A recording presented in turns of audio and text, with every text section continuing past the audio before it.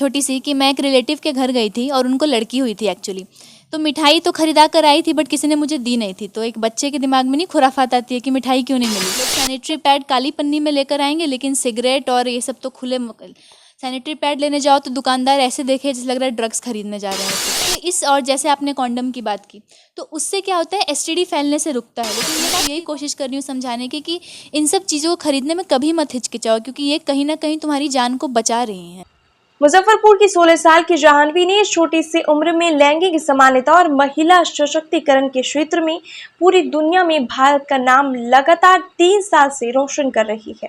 संयुक्त राष्ट्र foundation America की हैट्रिक अवार्डी है। 14 वर्ष की उम्र में ही लड़के लड़कियों में हो रहे भेदभाव पर पुस्तक शिरोज ब्रेकिंग स्टीरियोटाइप की लेखिका बन गई है। वह 16 साल की लड़की महिला सशक्तिकरण और लैंगिक समानता की बातें अंतरराष्ट्रीय स्तर पर जाकर करे तो कितनी गर्व की बात हो जाती है। उसी मुजफ्फरपुर की बेटी जाह्नवी से बात की है हमारी सहयोगी श्रुति सुमन ने। आप खुद सुनिए इस होनहार बेटी ने क्या कुछ कहा है। हाल में ही अमेरिका में हुए एक संयुक्त राष्ट्र फाउंडेशन में इन्होंने काफ़ी बुलंद आवाज़ और साफ शब्दों में अपनी बातों को रखा महिला सशक्तिकरण और लैंगिक समानता पे, और ये 3 बार से वहाँ पे अवार्ड विनर भी रह चुकी है। तो चलिए अभी हम इनसे बात करते हैं और आपको बता दें कि हाल में ही इन्होंने एक बुक भी लिखा है जो महिला सशक्तिकरण और लैंगिक समानता पर है।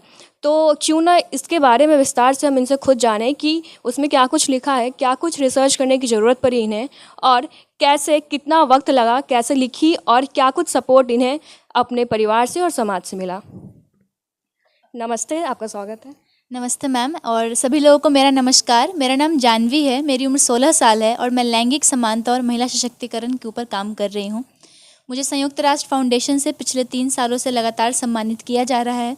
उसी के साथ साथ मैंने एक पुस्तक की भी रचना की है और इसी वर्ष विश्व एड्स कॉन्फ्रेंस के दिन एक डॉक्यूमेंट्री फिल्म दिखाई जाएगी कई सारे राष्ट्राध्यक्षों के सामने 29 जुलाई से 2 अगस्त के बीच में। तो उसमें भी मुझे रोल मिला है 20 मिनट से अधिक का, जिसका कि इशू है HIV sexual and mental health, जिस पर मुझसे कहा गया था कि मैं अपने विचार रखूं कि मैं क्या सोचती हूँ एड्स पेशेंट के लिए कैसी समाज की रचना की जानी चाहिए।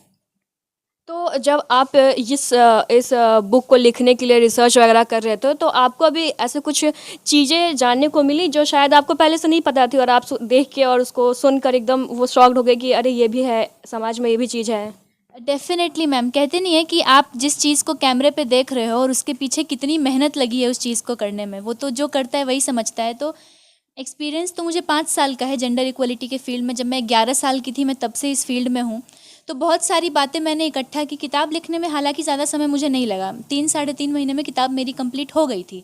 बट उसके पीछे रिसर्च में पिछले 3-4 सालों मैंने जो कुछ भी समझा जेंडर इक्वलिटी के बारे में, उन सब बातों को मैंने शब्दों में पिरोने की कोशिश की अपने बुक में।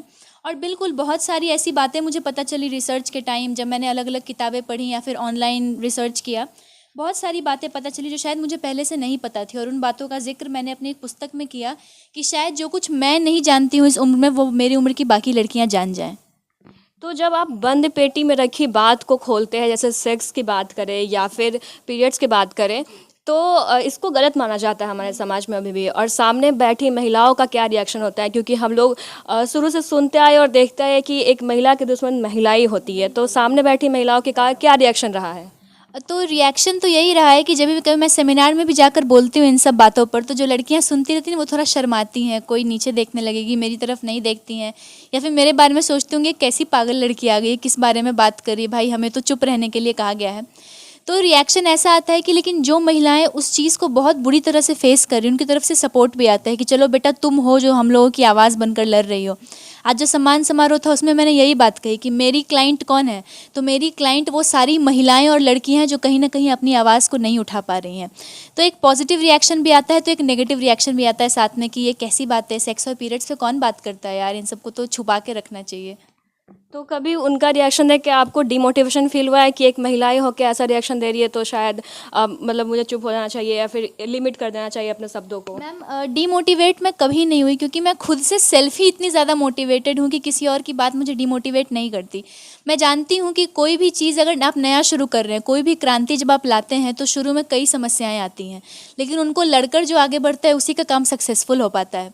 तो उनकी बातों को सुनकर कभी ऐसा नहीं लगा कि मुझे ये काम छोड़ देना चाहिए या फिर मैं गलत कर रही हूँ, क्योंकि मम्मी पापा का सपोर्ट है। अगर आपको मम्मी पापा आपके कहेंगे कि बेटा तुम सही हो, तो आपको लगेगा कि मैं सच में सही हूँ। और मुझे खुद भी पता है, मेरे अंतर आत्मा को पता है कि मैं जो भी कर रही हूँ वो सब सही कर रही हूँ।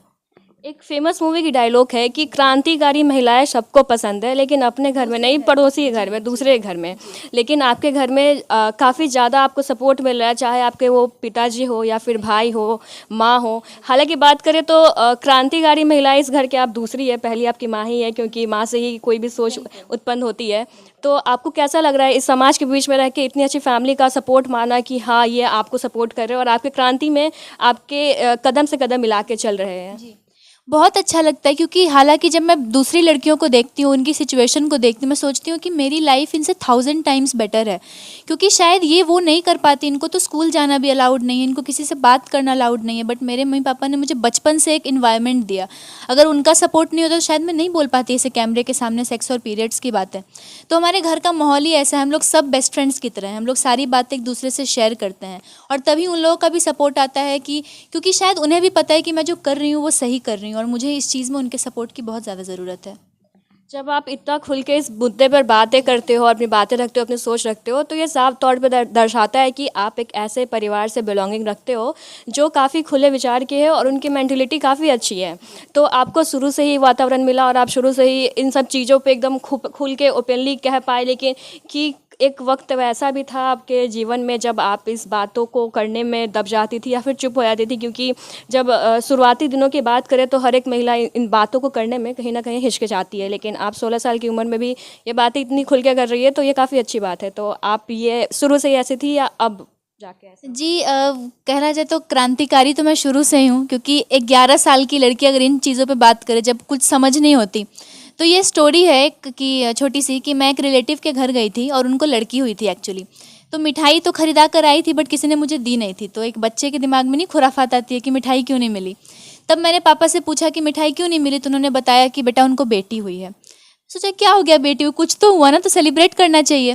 तो तब से लेकर ये थॉट मन में था कि क्यों ऐसा होता है। और तब तो छोटी थी बहुत, तब धीरे धीरे जब समझ आई और अब जब मैं धीरे धीरे हर रोज़ कुछ ना कुछ नया सीखती जा रही हूँ, तो ऐसा लग रहा है कि हमारे समाज में बहुत सारी ऐसी चीज़ें हैं जिनको बदलाव की ज़रूरत है, जिनके लिए किसी न किसी को आवाज़ उठाने की ज़रूरत है। तो ऐसा कोई टफ फेज़ नहीं था जब मुझे चुप रहना पड़ा, मैं शुरू से ही इन सब बातों पर चर्चा कर रही हूँ।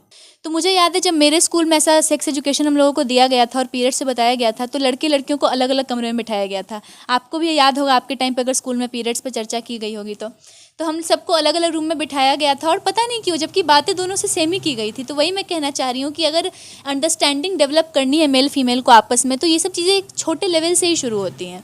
आपकी बातों से ज़रूर याद आया कि जब 7th या 8th में थे तो एक चैप्टर था रिप्रोडक्शन, जिसमें वो चैप्टर स्किप करा दिया जाता था और नोट्स प्रोवाइड किया जाता था। पर हाँ, वो गलत है, सेक्स एजुकेशन आनी चाहिए।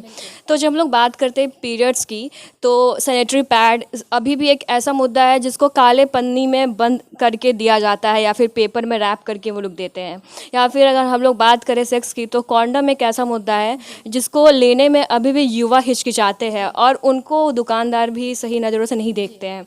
तो ये सब जो सोच है, तो आपको क्या लगता है कि कितना वक्त लगेगा इंडिया को ये सबसे बाहर आने में? खास करके जब हम लोग बिहार की बात करें तो बिहार अभी भी इस मुद्दे में काफ़ी पीछे है, और शायद सैनिटरी पैड लपेट के देना एक अलग मुद्दा हो गया, और बहुत सारी महिलाएं ऐसे भी है जिनको ये सुविधा भी नहीं मिल पा रही है और वो कपड़े का ही यूज़ कर रही है। तो आपको क्या लगता है कि क्या कुछ इस पर करना चाहिए सरकार को, और कब तक आपको लगता है कि इंडिया का ये हालत सही हो पाएगा?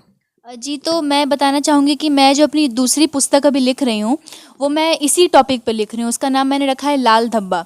और उस इशू के बारे में मतलब मैं यही लिख रही हूँ उसमें कि किस तरह से एक महिला को क्या क्या समस्याएं फेस करनी पड़ती हैं, समाज किस दृष्टि से उनको देखता है, और एक महिला को कैसे अपना ख्याल रखना चाहिए उस टाइम पे, इसकी चर्चा।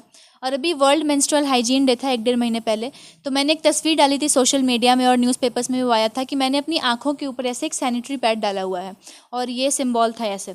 तो उस तस्वीर का यही मतलब था कि अपनी आंखों पर जो ये अंधकार की पट्टी बंधी है, ये जो ज्ञान नहीं है आपके पास, इस पट्टी को हटाओ और इस चुप्पी को तोड़ो। क्योंकि पीरियड्स एक नेचुरल प्रोसेस है, अगर ये ना हो तो हमारा पॉपुलेशन आगे नहीं बढ़ पाएगा।